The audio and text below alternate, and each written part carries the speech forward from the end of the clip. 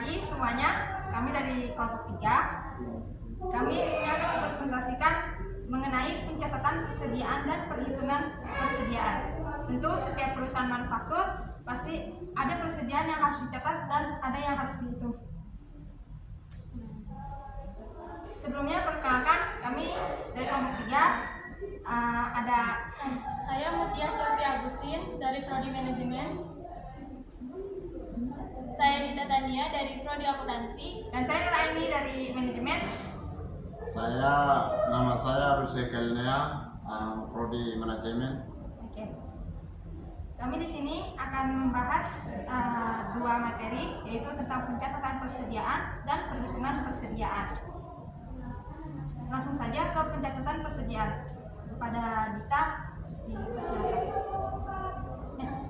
Sebelumnya, pencatatan persediaan terdiri dari pengertian persediaan, fungsi persediaan, tujuan persediaan, jenis-jenis persediaan, faktor yang mempengaruhi pencatatan persediaan, dan sistem pencatatan persediaan. Untuk lebih jelasnya akan dilanjut oleh rekan saya. Baik, pencatatan persediaan. Pengertian persediaan. Persediaan atau inventory adalah bahan atau barang yang disimpan yang akan digunakan untuk memenuhi tujuan tertentu. Setiap perusahaan yang melakukan kegiatan usaha umumnya memiliki persediaan. Keberadaannya tidak saja dianggap sebagai beban atau liability karena merupakan pemborosan, tetapi sekaligus juga dapat dianggap sebagai kekayaan yang dapat segera dicairkan dalam bentuk uang. Fungsi persediaan dibagi menjadi 4. Yang pertama, memisahkan beragam bagian proses produksi. Sebagai contoh, jika pasokan sebuah perusahaan berfluktuasi, maka mungkin diperlukan persediaan tambahan untuk mendecouple proses produksi dari para pemasok. Yang kedua, memisahkan perusahaan dari fluktuasi permintaan dan menyediakan persediaan barang-barang yang akan memberikan pilihan bagi pelanggan. Persediaan semacam ini umumnya terjadi pada pedagang eceran. Yang ketiga, mengambil keuntungan diskon kuantitas sebab pembelian dalam jumlah lebih besar dapat mengurangi biaya produksi atau pengiriman barang. Yang keempat, menjaga pengaruh inflasi dan naiknya harga. Tujuan persediaan dibagi menjadi 4. Yang pertama, menghilangkan risiko keterlambatan barang tiba. Yang kedua, untuk dapat memenuhi kebutuhan atau permintaan. Dan yang ketiga, menjaga keberlangsungan produksi atau menjaga agar perusahaan tidak mengalami kehabisan persediaan yang mengakibatkan terhentinya proses produksi. Yang keempat, memberikan pelayanan yang sebaik mungkin kepada konsumen dengan tersedianya barang yang diperlukan. Oke, untuk selanjutnya ada jenis-jenis persediaan dan faktor transaksi yang mempengaruhi persediaan. Silakan, Bang.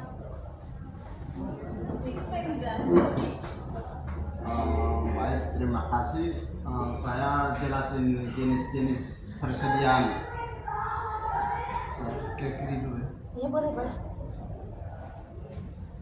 Baik, terima kasih. Saya langsung baca teks. Masuk Bang. Agak masuk Bang. Dah. Oke. Jenis-jenis persediaan dan faktor transaksi yang mempengaruhi persediaan. Jenis-jenis persediaan menurut Reder dan Heiser yang 2005 berdasarkan proses manufakturnya. Persediaan dibagi menjadi 4 jenis, yaitu 1. Persediaan bahan baku raw material inventory. Yang kedua, persediaan barang setengah jadi working in process inventory. Yang ketiga, persediaan pemeliharaan, perbaikan dan operasi Finance, Refine Operating Pro. Maintenance, Refine Operating Pro. Persediaan barang. Jadi prinsip goods inventory. Yang kedua, faktor transaksi yang mempengaruhi persediaan. Berikut ini adalah sejumlah transaksi yang berpengaruh dalam persediaan barang. Satu, pengadaan atau pembelian. Yang kedua, potongan pembelian. Yang ketiga, biaya pengiriman pembelian. Yang keempat, penjualan barang dagang. Yang kelima, retur pembelian dan penjualan pajak. Oke, terima kasih Bang. Untuk selanjutnya ada sistem pencatatan persediaan.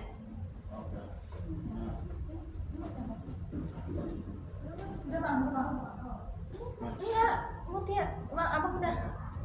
Sistem Abang udah, Mutia gantian. Nah, udah, sabut. Sistem pencatatan persediaan. Sistem pencatatan persediaan umumnya dibagi menjadi dua metode, yaitu metode fisik atau metode yang disebut juga metode periodik dan metode perpetual.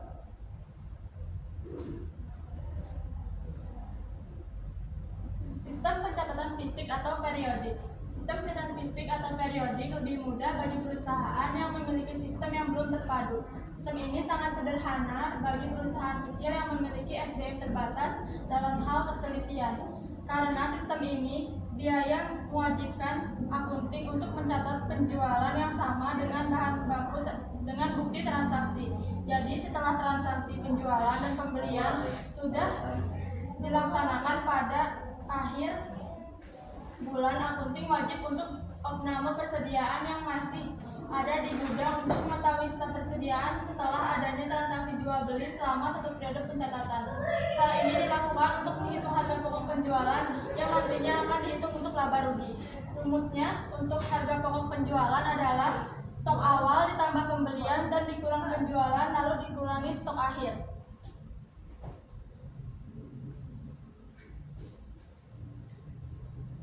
Sistem pencatatan perpetual. Sistem pencatatan perpetual merupakan salah satu sistem pencatatan yang dicatat langsung saat transaksi tersebut berlangsung.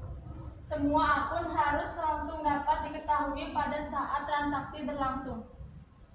Metode perpetual adalah metode pencatatan persediaan perpetual pada perusahaan retail dan manufaktur yang biasa dilakukan dengan menciptakan akun yang terpisah untuk jenis persediaan. Maka dari itu, akuntan harus menjurnal akun harga pokok dan memposting transaksi ataupun penjualan. Perbedaan pencatatan metode fisik atau periodik dan pencatatan metode perpetual. Dari keterangan dan gambar yang ada di sini, metode perpetual akan ditulis secara langsung akun-akunnya. Berbeda dengan metode periodik yang akan ditulis nanti pada saat akhir periode.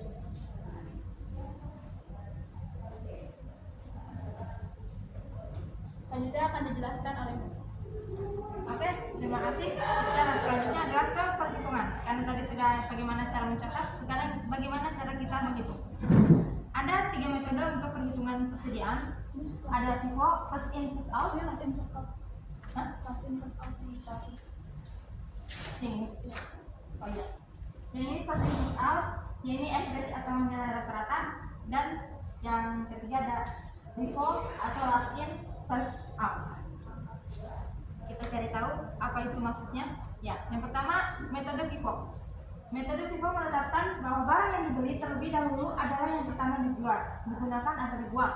Konsep ini bermanfaat bagi bisnis karena semakin tua barangnya, semakin tinggi risikonya menjadi usang dan semakin lama perusahaan harus membayar untuk penyimpanannya. Jadi misalnya first in first out itu kayak misalnya ini perusahaan dia beli barang, ya yang dijual tuh yang beli duluan. Karena kalau misalnya belinya belakangan dijual duluan kan yang pertama takut expired atau apa, jadi kan nggak berguna gitu, dan itu menambah biaya, jadi bisa saja rugi. Nah, langkah menghitung untuk HPP dengan metode FIFO ini Pertama, tentukan tanggal mulai dan berakhir, cari tahu biaya yang dibayarkan untuk persediaan, dan hitung HPP-nya. Yang metode kedua yaitu biaya persediaan rata-rata. Juga dikenal sebagai metode rata-rata tertimbang. Metode biaya persediaan rata-rata menggunakan rata-rata dari semua persediaan yang dibeli untuk menentukan HPP. Jadi maksudnya adalah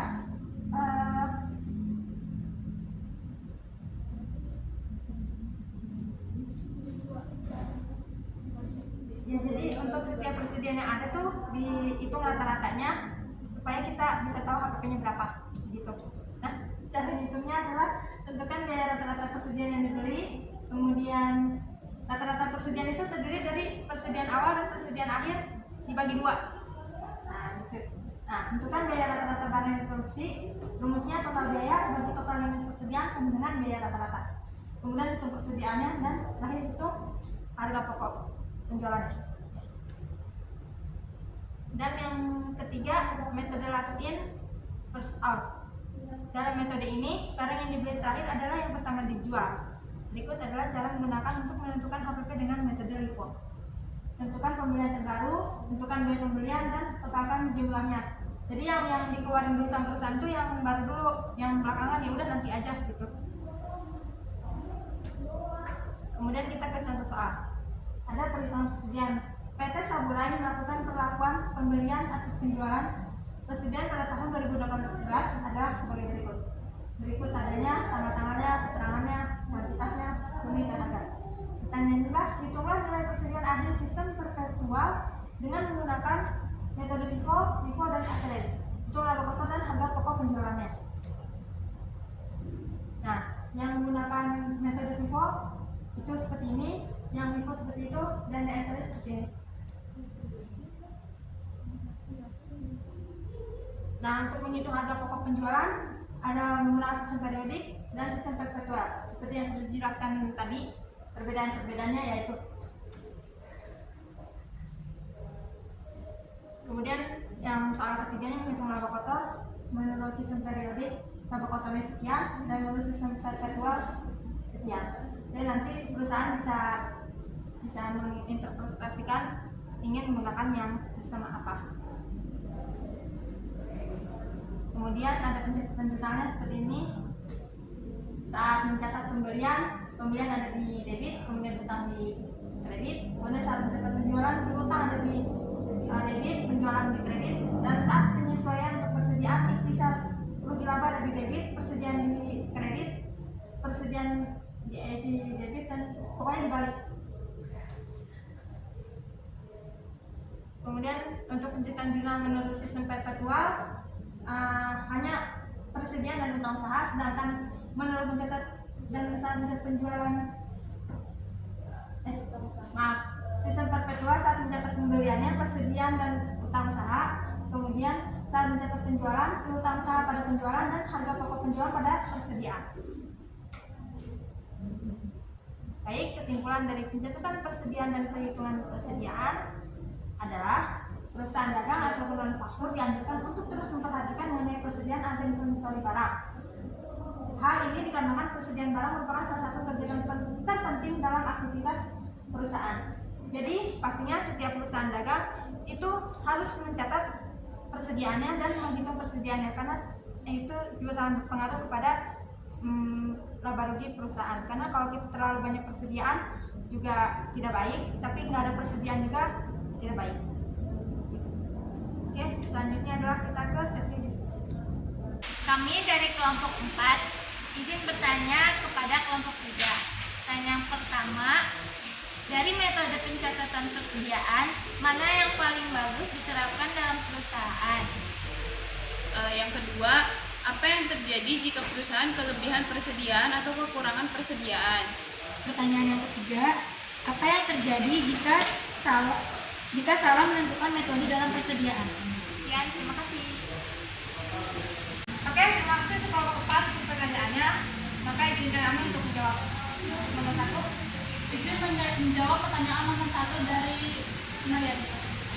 Tadi pertanyaannya, bagaimana metode pencatatan yang baik untuk perusahaan? Metode pencatatan yang baik untuk perusahaan itu tergantung pada perusahaan yang dijalankan kayak metode perpetual ataupun prinsip. Bedanya itu kalau metode prinsip itu kita harus mencatatnya di akhir, sedangkan metode perpetual itu akan catat dari awal transaksi sampai nanti akhir. Jadi tergantung pada perusahaannya. Izin menjawab pertanyaan nomor 2 dari tulis. Apa yang terjadi jika perusahaan kelebihan persediaan atau kekurangan persediaan? Jawabannya, kalau kelebihan persediaan yang berlebih dapat menyebabkan kerugian bagi perusahaan. Maksudnya kayak kita menyimpan barang dalam jumlah banyak, tetapi kita tidak mempunyai tempat untuk menyimpannya. Jadi kan harus memerlukan biaya lagi, biaya tambahan seperti biaya penyimpanan, biaya listrik, kayak gitu. Kalau untuk kekurangan persediaan dapat menghambat kelancaran produksi. Jadi uangnya itu modalnya tidak berputar. Cukup. Baik, pertanyaan ketiga saya siap menjawab. Pertanyaan ketiga itu kesalahan dalam mencatat jumlah persediaan barang akan mempengaruhi laporan kerugian dan laporan posisi keuangan kesalahan. Kesalahan yang mungkin hanya berpengaruh pada periode yang bersangkutan atau mungkin mempengaruhi juga periode berikut. Baik, dari kesimpulan ketiga pertanyaan tersebut bahwa dalam mencatat persediaan dan menghitung persediaan itu sangat penting bagi perusahaan karena itu juga sangat menentukan stability. Oke, mungkin itu saja dari kami. Terima kasih. Assalamualaikum warahmatullahi wabarakatuh. Saya Faras dari kelompok 2 ingin memberi kesimpulan materi 4 dari kelompok 3. Judulnya pencatatan persediaan dan perhitungan persediaan. Yang pertama, pengertian persediaan. Pencatatan persediaan atau inventory adalah beban atas barang yang disimpan yang akan digunakan untuk memenuhi tujuan tertentu. Setiap perusahaan umumnya memiliki persediaan. Nah, keberadaannya ini tidak hanya dianggap sebagai beban karena pemborosan, namun dianggap juga aset yang dapat dicairkan dalam bentuk cash. Fungsi dari pencatatan tersebut yang pertama memisahkan beragam bagian proses produksi. Yang kedua memisahkan perusahaan dari fluktuasi permintaan dan menyediakan persediaan barang-barang yang akan memberi pilihan bagi pelanggan. Yang ketiga mengambil keuntungan diskon kuantitas sebab pembelian besar dapat mengurangi biaya produksi dan biaya pengiriman. Lalu tujuannya itu menghilangkan resiko keterlambatan barang datang. Yang kedua untuk memenuhi kebutuhan atau permintaan. Yang ketiga menjaga keberlangsungan produksi atau menjaga perusahaan agar tidak kehabisan stok.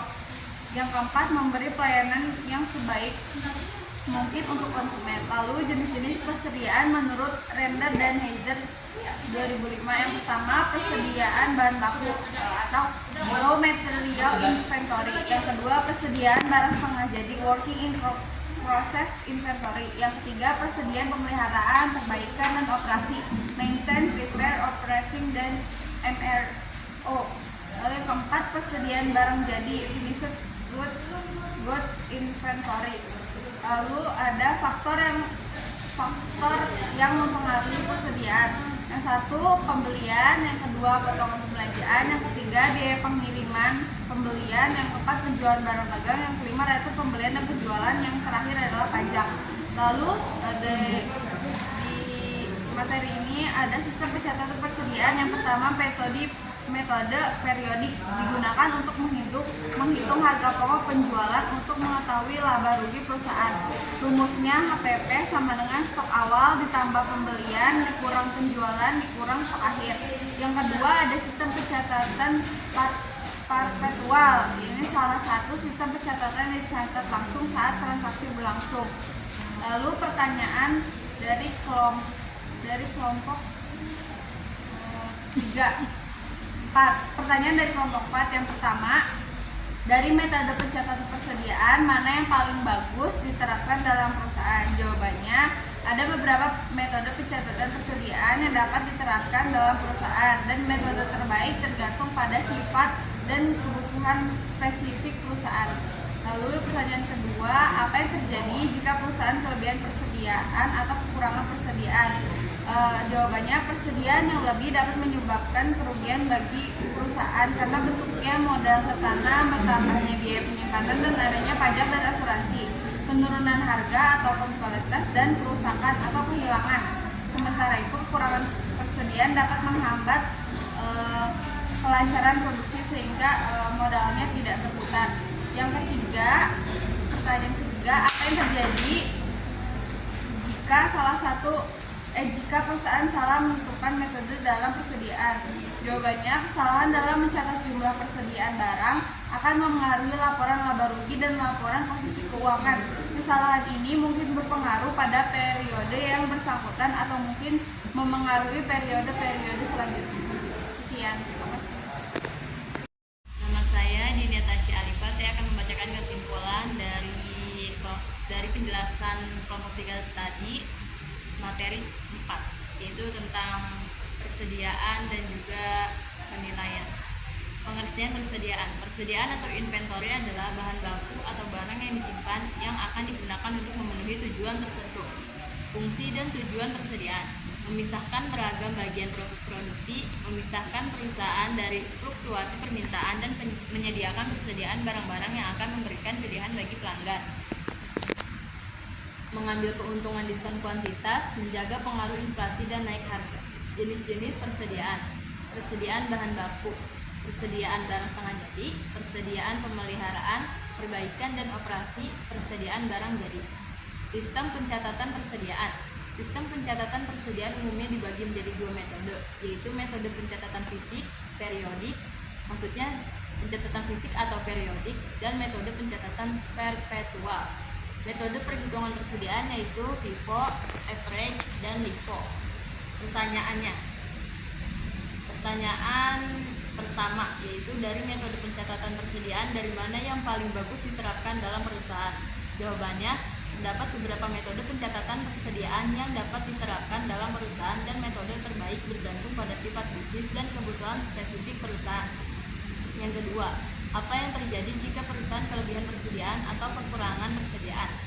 Yaitu persediaan yang berlebih dapat menyebabkan kerugian bagi perusahaan karena banyaknya modal yang tertanam, bertambahnya biaya penyimpanan, adanya pajak dan asuransi. Yang ketiga, apa yang akan terjadi jika salah menentukan metode dalam persediaan? Yaitu kesalahan dalam mencatat jumlah persediaan barang akan mempengaruhi laporan laba rugi dan laporan posisi keuangan.